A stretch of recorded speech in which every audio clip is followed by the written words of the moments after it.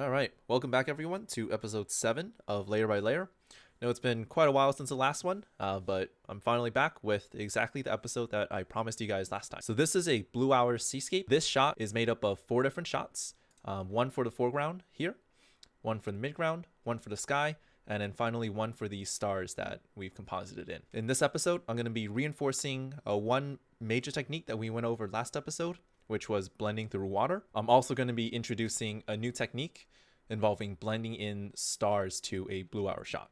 So, as usual, let's get started by hopping into Lightroom and seeing the shots that went into this final product.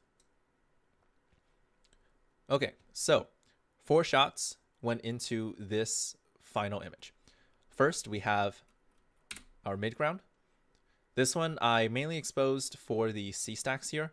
For this shot, I wasn't really thinking about water motion or anything. I just wanted to frame the sea stacks here on the beach as well as I could, and try to get as much as possible inside the dynamic range of the camera. Next up, we have the frame for the water motion, which is this guy right here. For this shot, I was standing in about knee-deep water when the surf really came in. I had my tripod planted pretty firmly into the sand, and just about at waist level so that my camera lens was really close to the surface of the water. This is how I usually prefer to shoot my water motion frames, really up close and personal with the water. It can get a little scary at times if your camera isn't weather sealed, but I think it does pay off in the end. So as you see from the camera settings here in the upper left, shot this at 0.6 second shutter. I typically don't like to go super long with the exposure time for a water motion frame. I think having a really long shutter speed kind of erases the feeling of motion that you get with a shorter shutter speed. And so for me, depending on my focal length and distance to the water, most of the time I'll be between a half second and 1.5 seconds of shutter speed. And I'll adjust the other parameters of the camera in order to expose properly with that desired shutter speed. When you're in the field, give yourself a lot of time to figure out what shutter speed is going to work for where you set up the camera and how fast the water is moving on that specific day. When I get to a seascape setting with the intention of shooting some water motion frames, most of the time I'll be shooting like 40 or 50 water motion frames, right, before I get something that's good. Just keep shooting and bracketing your shutter speed to try and find the perfect speed for the conditions of the day. Okay, and next up, we've got the sky frame, which I shot a little later when I was actually pretty much ready to pack up and go home. Slapped a different lens on a camera, and I grabbed these 2 shots of the sky, just looking the opposite way that the sea stacks were. So as you can see from this sky frame, there are a couple of stars in the frame, not that many though. And so I actually ended up augmenting the stars with a random long exposure frame that I took while in New Zealand. Before I drop stars into a blue hour frame, I like to convert the image that I'm using for the starfield to black and white. This will make a lot more sense why we're doing this when we get to the part where we're actually compositing this frame in. On all these shots, we did the standard Lightroom development workflow. For blue hour scene, if you're facing into where the sun just set, like all of these midground and water frames, typically you'll have a really wide dynamic range for the scene.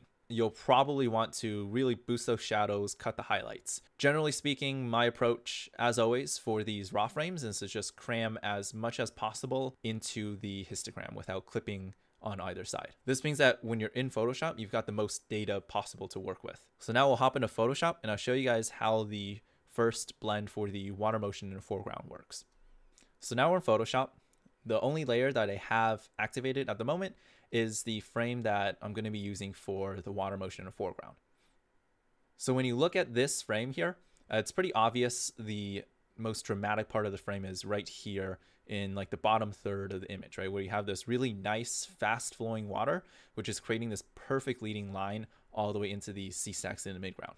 So this is a really good foreground frame to use, but the midground here is actually, if you zoom in, it's a little out of focus because I focused the camera for the foreground water. So we'll take that midground frame, which was shot much later during blue hour, and blend that into the foreground. That midground frame, when we layered it over the foreground frame with no mask, looks like this. And so this midground frame also has a little bit of interesting water motion going on here right in front of the sea stacks.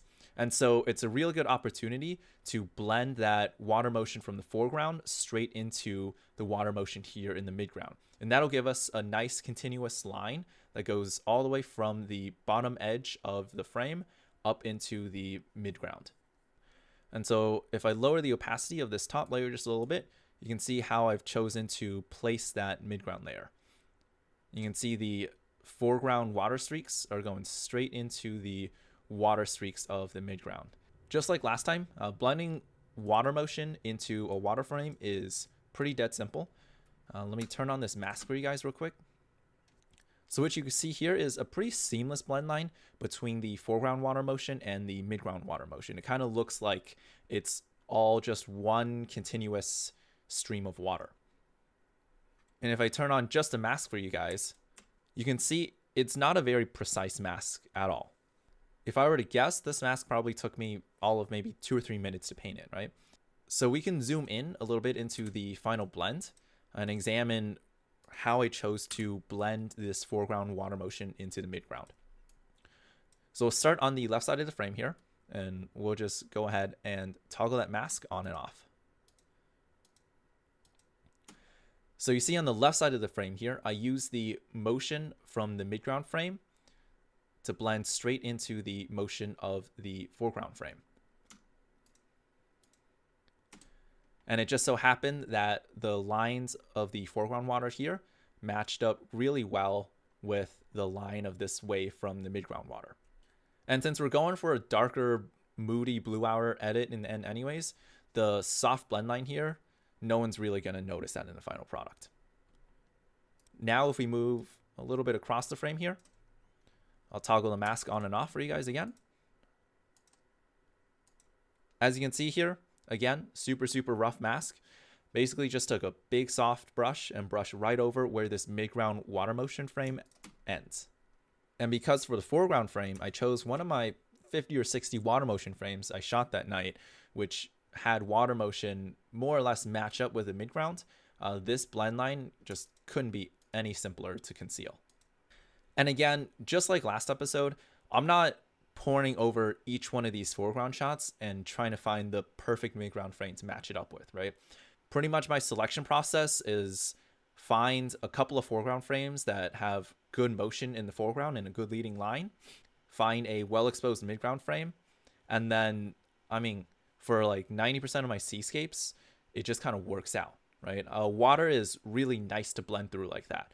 You might have some issues if there's an enormous time difference between when you take your foreground frame and when you take your midground and background frames.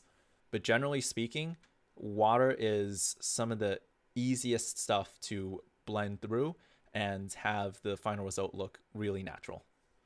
So if we move a little more across the frame here,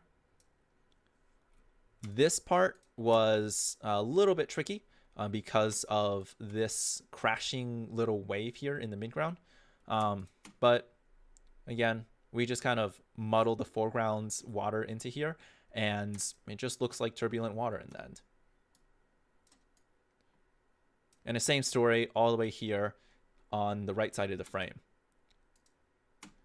This time, the crashing wave was in the foreground, but with the soft brush, it almost looks like it really was just shot in one take. Okay, so now with the original blend done for the water motion foreground, I stamped this layer and I warped it around a little. So I can show you guys real quick the difference between the stamped and warped layer and the unwarped one. Right, so I just wanted to cover that last little bit of missing space at the bottom of the frame because I wanted to maintain a standard 3:2 aspect ratio. Next, we'll move on to the sky drop. Without the mask, this is where I put this sky frame. So the vision in my head here for this was to use this nice hole in the clouds from the sky frame to put a moon and some stars through these gaps. As far as placing the sky frame, I just placed it to line up the horizons between a sky frame and the midground frame.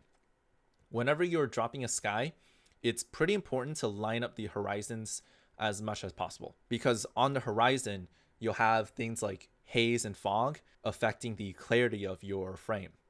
But if you drop a sky in and your horizon's all messed up, and now at the foreground horizon, you got, totally clear sky, it's going to look really, really awkward. And the perspective is also going to be way off, right? Because you've got this sky that looks like it's really close and then just kind of falls off into nothingness. So even if I take this sky frame and I just drag it down here for you guys and turn on the mask, you can see it really looks pretty awkward.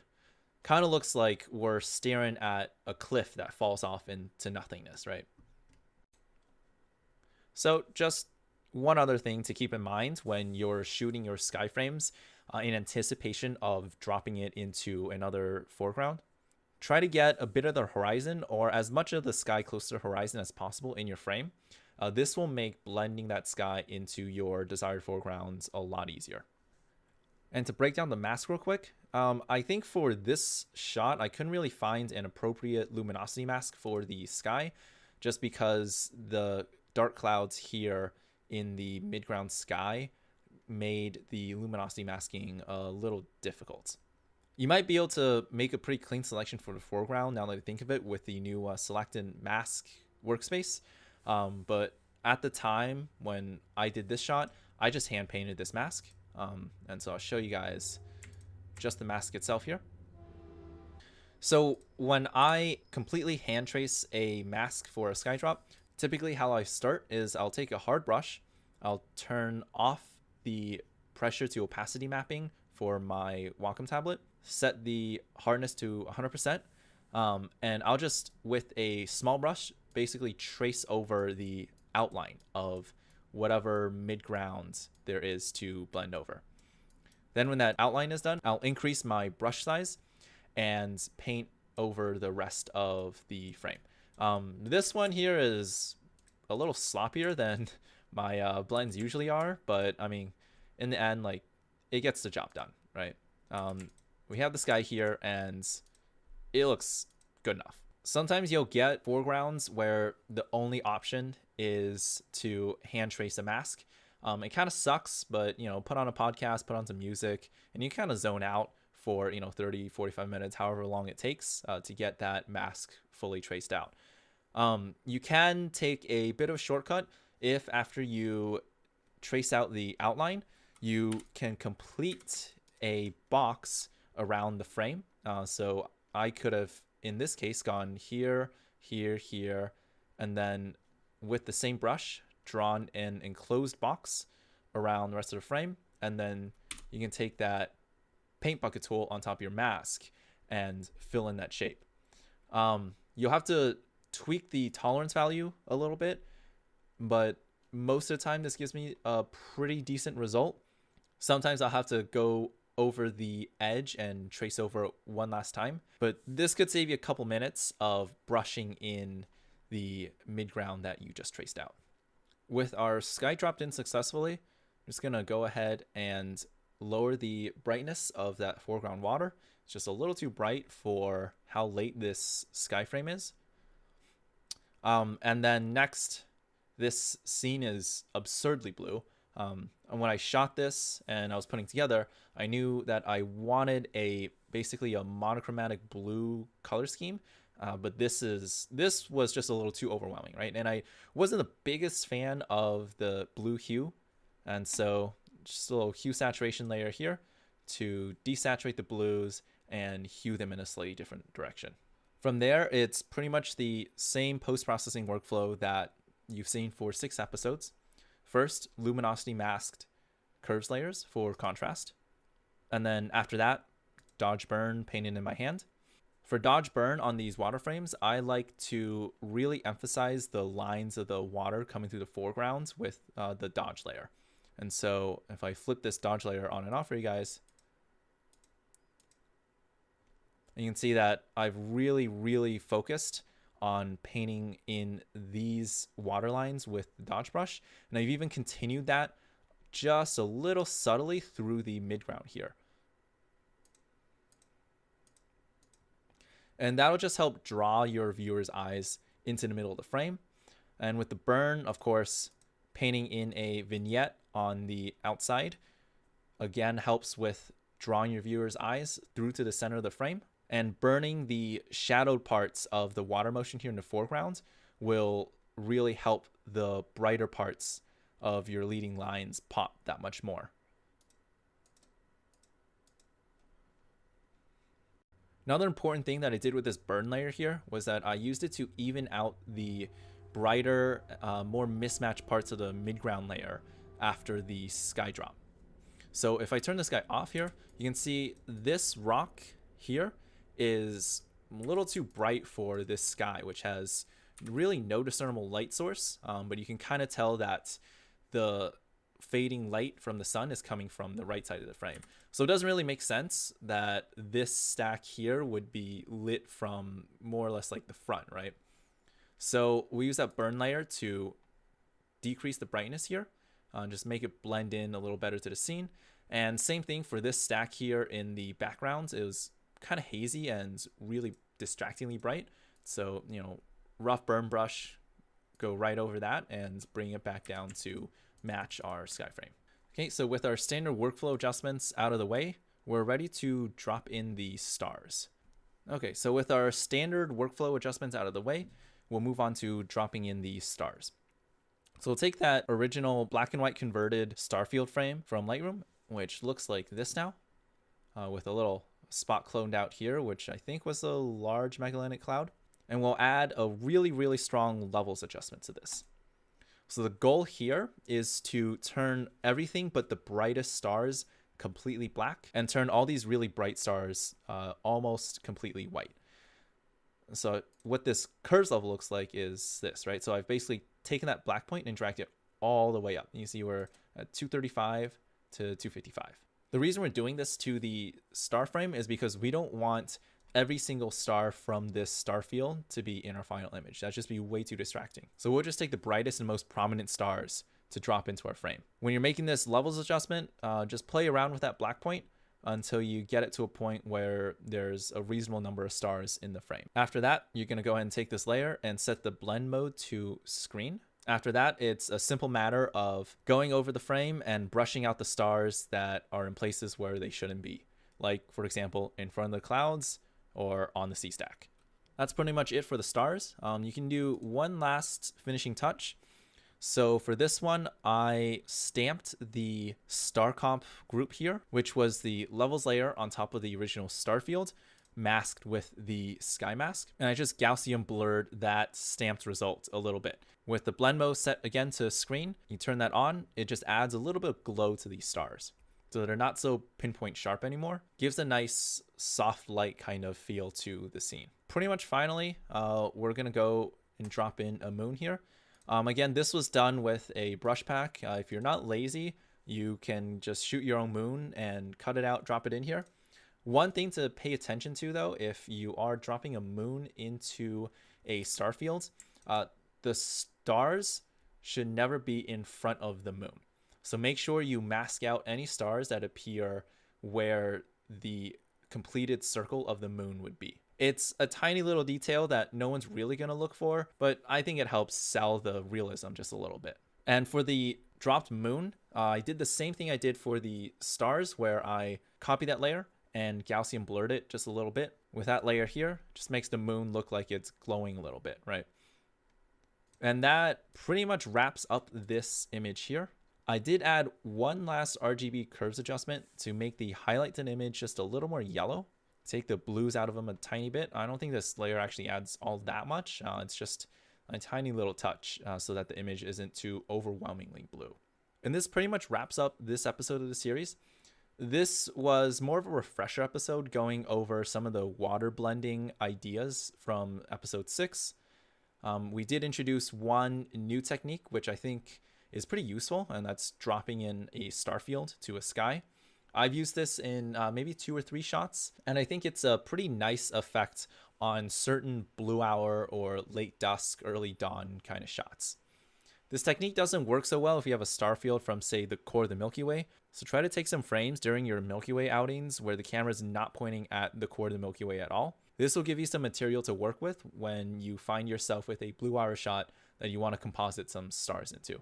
Next episode, I'll be back with the first in a probably mini series about perspective blending slash foreground dropping, I guess you could call it. This will be a pretty timely little mini series because with wildflower season coming up, perspective blending is an incredibly powerful technique to really get the most out of your wildflower shots.